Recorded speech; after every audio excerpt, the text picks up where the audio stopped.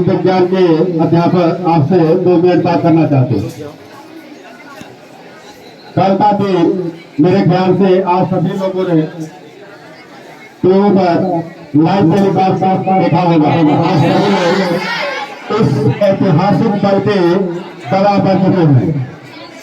इसी संदर्भ में हम सभी लोग सभी अध्यापक बन तरफ से उन वैज्ञानिकों को बधाई देना चाहते हैं जिसने हमारे मस्तक को इतना ऊंचा किया है, हिमालय से भी ऊंचा चंद्रमा तक ले जा करके भारतीय तिरंगा को लहराया है। यह हमारे लिए बड़ी गौरव की बात है। हमारे रोज रोज प्रफुल्लित होते हैं। बोलने के लिए शायद शब्दों का चयन नहीं है तो उन्होंने इतना गौरवान्वित होने का हमको अवसर प्रदान किया है। आज हम सभी लोग भारतीय होने पर गौरवान्वित महसूस करते हैं, क्योंकि एक समय था जब प्रदेश के लोग हमें नंगा फकीर या सपेरों का देश कहा करते थे, भिखारियों का देश कहा करते थे और भारत की यात्रा पर आते थे पर्यटन के लिए। तो यहाँ की जो गरीबों की बस्ती हुआ करते थे वहाँ की तस्वीरें ले जा करके अपने देश के न्यूज़पेपर में और टीवी पर प्रसारित करते थे, बताते थे कि भारत कितना गरीब देश है, पुअर देश है, कितना अनएजुकेटेड है। हमारी शिक्षा के ऊपर मजाक बनाया जाता था।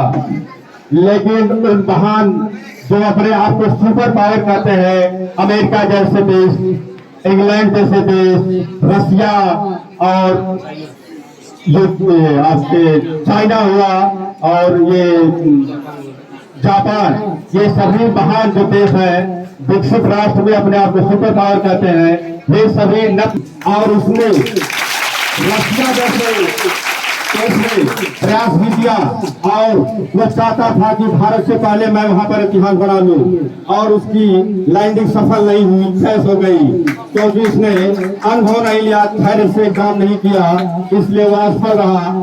हालांकि हम उसकी असफलता पर जश्न नहीं मना रहे हैं, हम अपनी सफलता पर जश्न मनाएंगे और वो जश्न 14 दिनों तक चलेगा, क्योंकि 14 दिनों तक हमारा चंद्रयान 3 वहाँ सफलतापूर्वक लैंड कर चुका है और 14 दिनों तक लगातार अध्ययन करेगा और वहाँ के रहस्य पर्दा उठाएगा कि वहाँ पर कौन से रासायनिक तत्व उपलब्ध है और आने वाले समय में हमको ये पता चलेगा कि पृथ्वी के अलावा अन्य दूसरे ग्रह या उपग्रह पर कहाँ पर जीवन संभव है। और कभी भी हमारे पड़ोसी देश यदि हमारी तरफ नजर गलत करके देखते हैं तो हम महाशक्ति बन चुके हैं और वहां से चंद्रमा पर से हम नियंत्रण और कंट्रोल कर सकेंगे, क्योंकि आने वाला समय जो क्रांति होगा वो टेक्नोलॉजी और विज्ञान की क्रांति होगा, विज्ञान और टेक्नोलॉजी। इसलिए हम इसके लिए जश्न मनाएंगे, 14 दिनों तक यह जश्न चलना चाहिए।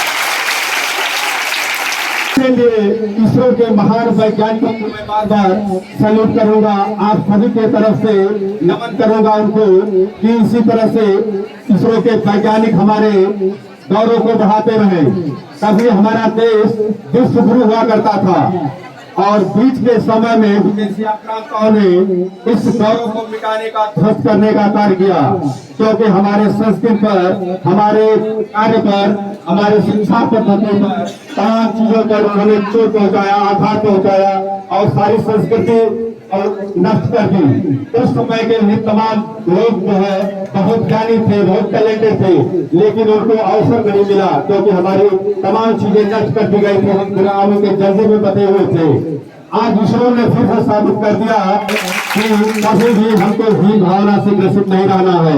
अब ये हमको नहीं मानना है कि हम कमजोर है, असहाय है, गरीब है, हम पिछड़े हैं। आपने देख लिया अपनी आंखों से लाइव टेलीकास्ट में कि हम विश्व गुरु बन चुके हैं और किस क्षेत्र में, जो दुनिया का सबसे टेक्निकल क्षेत्र है विज्ञान और तकनीक के क्षेत्र में, उस क्षेत्र में हम सबसे आगे चले गए हैं। मैं आपको इसरो के बारे में और 2 लाइन बताना चाहता हूँ। के द्वारा, इसरो के वैज्ञानिकों के द्वारा वह भी सफलतापूर्वक अपने ऑर्बिटर में चक्कर लगाया। फिर इसके बाद 2019 में आप जानते हैं कि चंद्रयान 2 जो कि दक्षिणी ध्रुव पर भेजना था वैज्ञानिकों के लिए, बहुत ही चैलेंजिंग छड़ था वह वैज्ञानिकों के लिए, लेकिन हमारे इसरो के वैज्ञानिकों ने ठाना कि हम दक्षिण ध्रुव पर भेजेंगे। दक्षिण ध्रुव पर भेजना इसलिए कठिन कार्य है क्योंकि वहां पर सूर्य की किरणें नहीं पहुंचती साल भर, ज्यादातर दिनों में वहां अंधेरा रहता है। इसीलिए अमेरिका, रसिया या अन्य देशों ने प्रयास ही नहीं किया, कल्पना ही नहीं किया कि वहां हमें जाना है। लेकिन भारत के इसरो के वैज्ञानिकों ने कम लागत से तैयार करके अपने यान यहाँ पर भेजे। लेकिन थोड़ी सी दुर्भाग्य थी कि लास्ट में जो 15-17 मिनट आपने कल देखा, लास्ट में जो सॉफ्ट लैंडिंग करानी थी उसी में कुछ टेक्निकल एरर आ गया, जिसके वजह से वैज्ञानिक जो है हताश हो गए। हमारा संपर्क इसरो से टूट गया चंद्रयान 2 का, और वैज्ञानिक जो इस समय के इसरो प्रमुख थे वो बहुत है हताश थे, निराश थे, बच्चों की तरह फटक कर रोने लगे। आपको पता नहीं कि एक वैज्ञानिक वो होता है जो किसी सन्यासी की तरह अपने घर परिवार माता पिता सभी का त्याग करके देश के लिए समर्पित करता है अपने आप को, वो वैज्ञानिक होता है। और वो बहुत ही निराश हताश थे। उस समय के तत्कालीन प्रधानमंत्री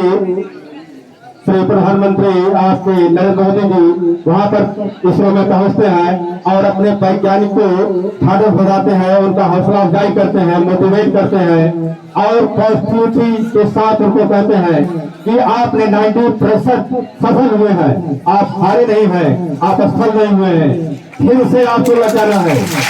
हम इसकी हार नहीं मानते, हम बल्कि 95% इसको सफल मानते हैं। 140 करोड़ आपके साथ है, आप लग जाइए। और इसरो के 17,000 वैज्ञानिक, इसरो में लगभग 17,000 वैज्ञानिक कार्य करते हैं। सभी लोग दिन रात तुरंत लग गए और लग करके कल 23 अगस्त को आपने देखा कि भारत को विश्व विजयी बनाया और यहाँ पर जाकर के अपने झंडे को लहराया। अभी तक चांद हमारे लिए जो है बहुत दूर था, चांद हमारे लिए बहुत दूर था, अब चांद हमारे लिए दूर हो गया है। आने वाले समय में हम टूर के लिए, भारत के लोग, भारत ने जो रास्ता दिखाया है उस पर टूर के लिए, पिकनिक के लिए लोग जाया करेंगे। अब दूर नहीं रहा। चंदा हमारे मामा थे, कभी बचपन में बताया जाता था, सिखाया जाता था कि चंदा मामा है। उसका कारण भी है धार्मिक दृष्टिकोण से या अन्य कारणों से भी, वैज्ञानिक कारणों से भी चंदा हमारे मामा है, क्योंकि पृथ्वी का ही विभाग है जो उससे अलग हुआ है। पृथ्वी सूर्य के चारों तरफ चक्कर लगाता है, जबकि चंद्रमा पृथ्वी के चारों तरफ चक्कर लगाता है। इसलिए पद में हमारे मामा हुए और वहां पर हम सभी पहुंच चुके हैं।